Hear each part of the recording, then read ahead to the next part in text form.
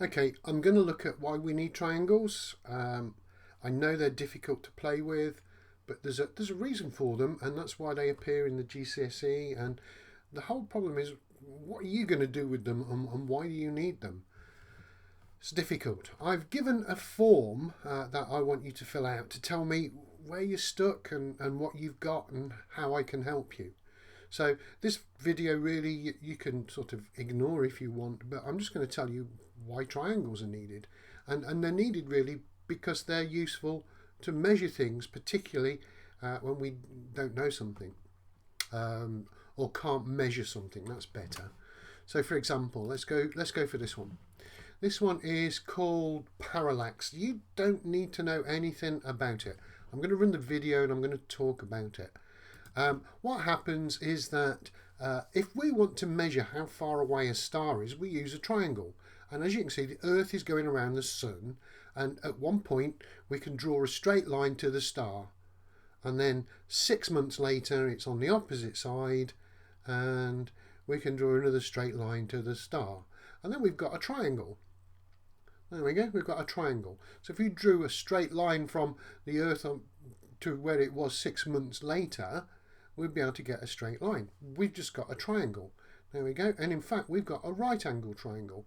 So if we can know the distances and the angles, we can actually work out how far it is to the star. That's it. And that's not the only one. Generally, when we're playing around with maths in the exam, one of the kind of questions you get is, well, how long a ladder do you need to go up a wall? Can you reach a particular ledge? And to solve that, again, you need to use triangles and find out what the missing sides are. Now, I thought when I was at school, I'm never going to use that. Why do I need to measure the degrees and how long a ladder is? It seems a bit silly. The one that I've just shown you, the parallax, that's astronomy, so people do use that, but it is a little bit difficult. But for me, because I'm into programming and you're doing programming too, then actually this one is probably useful. And we can simulate when two circles or two balls collide.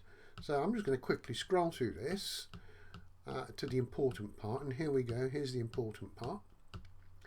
If I want to know when two balls collide, all I need to know is the centre of the balls and where they are, and then build a right angle triangle and solve the lengths of the sides and the angles. And if I can do that, I can work out when two objects collide. So I can use it in my game programming. So there's a lot of uses for it. In every day you won't see it. It won't appear in the shops or anything else like that. But if you go into, say, building or you want to do programming or astronomy, then you're going to meet them.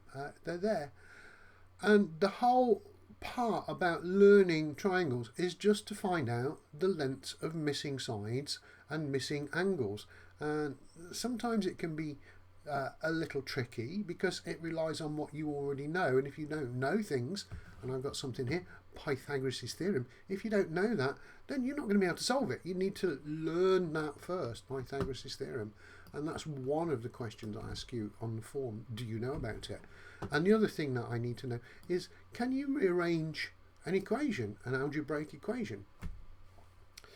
If you can't, that's okay. I know what I've got to teach you. But if I don't know what I've got to teach you, I'm going to go on and on and on and on with loads of rubbish that you really don't need to know.